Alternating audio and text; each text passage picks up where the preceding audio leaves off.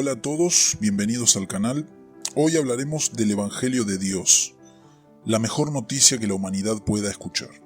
Es un mensaje de gracia y verdad que libera del pecado, rompe cadenas y nos reconcilia con nuestro Creador.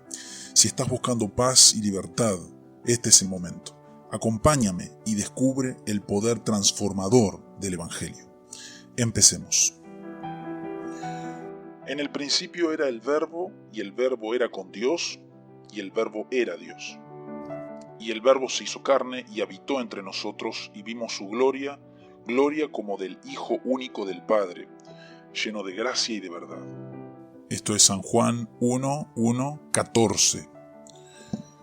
Nadie ha visto jamás a Dios, el único Dios engendrado, que está en el seno del Padre. Él le ha dado a conocer. Esto es Juan 1:18. Pablo, siervo de Jesucristo, llamado a ser apóstol, apartado para el Evangelio de Dios, que él había prometido antes por sus profetas en las Santas Escrituras, acerca de su Hijo, nuestro Señor Jesucristo, que era del linaje de David, según la carne, que fue declarado Hijo de Dios con poder, según el Espíritu de Santidad, por la resurrección de entre los muertos. Romanos 1:1-4.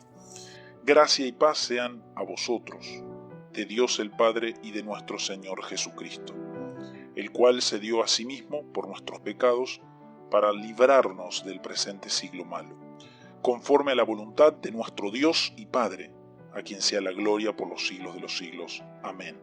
Gálatas 1:3-5. Habiendo concebido en la eternidad un plan para la liberación del hombre, Dios procedió en el tiempo a llevarlo a cabo, enviando al mundo a Jesucristo para cumplir dicho plan. Casi todo el mundo habrá oído hablar de Cristo Jesús, pero han pasado muchos siglos desde que vivió en la tierra y se han levantado innumerables religiones y sectas que no comparten ningún principio en común aparte de reclamar para sí el nombre de Jesucristo. Frente a tal confusión reinante, hoy es necesario volver a hacer la pregunta que hacía mucha gente hace 19 siglos. ¿Quién es Jesucristo?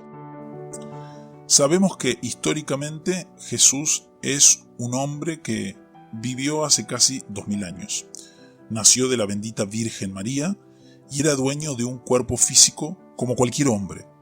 Podemos verlo, por decirlo así, cuando ese cuerpo es herido, lastimado a latigazos, coronado de espinas y clavado en la cruz del Gólgota.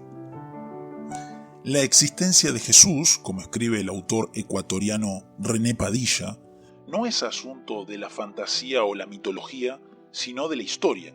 No sería sorprendente si el humilde carpintero de Nazaret hubiese pasado completamente inadvertido por todos los escritores del primer siglo, pero no fue así. Las referencias a él son suficientes para establecer el hecho de Jesucristo como un hecho histórico incontrovertible. Para negarlo hay que rechazar no solo el testimonio del Nuevo Testamento, sino también el de los destacados historiadores y varios maestros judíos del primer siglo. Con tantas pruebas, pocos quisieran desmentir el hecho de la vida humana y terrenal de Jesucristo. Pero la Santa Escritura asevera aún más. Nos declara que era sobrenatural, que hacía milagros. Y no solo nos relata la vida y la muerte de este Jesús, sino también afirma que resucitó al tercer día y que después de su resurrección lo vieron unas 500 personas, en 1 Corintios 15:6. Luego nos enteramos de que ascendió al cielo, se sentó a la diestra de su Padre y no lo volveremos a ver hasta que venga de nuevo. La Iglesia Apostólica, que se formó en aquel tiempo, tenía un himno acerca de Cristo a manera de síntesis del ministerio de su gran maestro.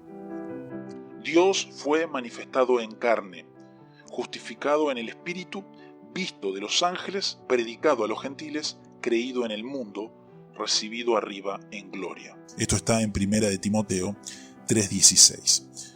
Jesucristo mismo declaraba que era Dios, afirmación que siempre enojaba a los jefes religiosos de su día. Respondieron entonces los judíos y le dijeron: ¿no decimos bien nosotros que tú eres samaritano y que tienes demonio? Respondió Jesús: yo no tengo demonio, antes honro a mi Padre y vosotros me deshonráis. Pero yo no busco mi gloria, hay quien la busca y juzga. De cierto os digo, que el que guarda mi palabra nunca verá muerte. Entonces los judíos le dijeron: ahora conocemos que tienes demonio. Abraham murió y los profetas. Y tú dices: el que guarda mi palabra nunca sufrirá muerte. ¿Eres tú acaso mayor que nuestro padre Abraham, el cual murió? Y los profetas murieron. ¿Quién te haces a ti mismo? Respondió Jesús: si yo me glorifico a mí mismo, mi gloria nada es. Mi Padre es el que me glorifica, el que vosotros decís que es vuestro Dios. Pero vosotros no le conocéis, mas yo le conozco. Y si dijere que no le conozco, sería mentiroso como vosotros. Pero le conozco y guardo su palabra. Abraham, vuestro padre, se gozó de que había de ver mi día, y lo vio y se gozó. Entonces le dijeron los judíos: aún no tienes 50 años, y has visto a Abraham. Jesús les dijo: de cierto os digo, antes que Abraham fuese, yo soy. Tomaron entonces piedras para arrojárselas. Este es el relato de Juan 8, del 48 al 59. El Padre Celestial, por otra parte, siempre celoso de su nombre y de dar a otro su gloria, lejos de negar tal declaración, la confirmó. Y Jesús, después que fue bautizado, subió luego del agua, y he aquí los cielos le fueron abiertos, y vio al Espíritu de Dios que descendía como paloma y venía sobre él. Y hubo una voz de los cielos que decía: este es mi Hijo amado, en quien tengo complacencia. Esto es Mateo 3, 16 al 17. 6 días después, Jesús tomó a Pedro, a Jacobo y a Juan, y los llevó aparte solos a un monte alto, y se transfiguró delante de ellos, y sus vestidos se volvieron resplandecientes, muy blancos como la nieve, tanto que ningún lavador en la tierra los puede hacer tan blancos. Y les apareció Elías con Moisés, que hablaban con Jesús. Entonces Pedro dijo a Jesús: Maestro, bueno es para nosotros que estemos aquí, y hagamos 3 enramadas, una para ti, otra para Moisés y otra para Elías, porque no sabía lo que hablaba, pues estaban espantados. Entonces vino una nube que les hizo sombra, y desde la nube una voz que decía: este es mi Hijo amado, a él oíd. Y luego, cuando miraron, no vieron más a nadie consigo, sino a Jesús solo. Esto es Marcos 9, del 1 al 8. Enfrentados con toda la confirmación bíblica, no nos queda más alternativa que concordar con la palabra de Dios en que Jesús es el único Dios engendrado, Dios hecho carne. Reconociendo, pues, que Jesucristo es más que un mero personaje histórico, afirmamos con toda la comunión de los santos que es Dios de Dios, luz de luz, verdadero Dios de verdadero Dios, pero esta afirmación, aunque cierta y profunda, nos deja con una inquietud. ¿Para qué tenía que haberse humillado el todopoderoso Dios y convertirse a la semejanza de la humanidad esclavizada por el pecado? La respuesta sencilla nos la pueden dar hasta muchos niños, que lo hizo por amor al hombre, según el conocido versículo 16 de San Juan 3. Porque de tal manera amó Dios al mundo, que ha dado a su Hijo unigénito, para que todo aquel que en él cree no se pierda, mas tenga vida eterna. Mas a la persona que piensa tal réplica no hace más que plantearle otra pregunta más honda. ¿Por qué el amor de Dios le reclamó tanto sacrificio por el hombre? Y ahora veremos que la solución a esta dificultad reside en las muchas necesidades del hombre y la voluntad de Cristo de glorificar a Dios satisfaciendo dichas necesidades en sus funciones de profeta, sacerdote y rey. En primer lugar, el hombre natural en su pecado carece de entendimiento espiritual, es decir, es ignorante con respecto a las verdades espirituales, pues por razón de su caída en pecado su mente fue entenebrecida. Por consiguiente, aunque siempre esté aprendiendo, él solo nunca podrá llegar al conocimiento de la verdad. Esto lo dice 2 de Timoteo 3:7. A pesar de toda la ciencia y la técnica contemporáneas, el hombre en su naturaleza anda sin entender el porqué ni de su propia existencia ni el del universo.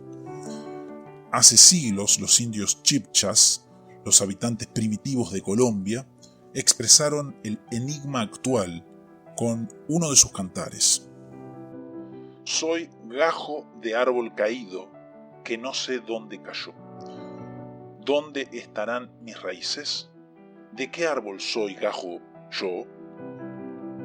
Yo no sé dónde nací, no sé de dónde he venido, ni sé para dónde voy. Estos son los cantares de Boyacá. La oscuridad de los hombres de hoy es idéntica a la de aquellos. Necesitan a un profeta, uno que les enseñe. Igual que sus antecesores, el hombre moderno permanece sin conocer las verdades básicas de la vida, las verdades que libran. Anda en la vanidad de su mente, teniendo el entendimiento entenebrecido, ajeno de la vida de Dios por la ignorancia que en él hay, por la dureza de su corazón. Esto es Efesios 4:17-18. Le falta un instructor competente, uno que sea divino. En efecto, Jesucristo es el instructor que necesitamos, pues Él mismo es la verdad.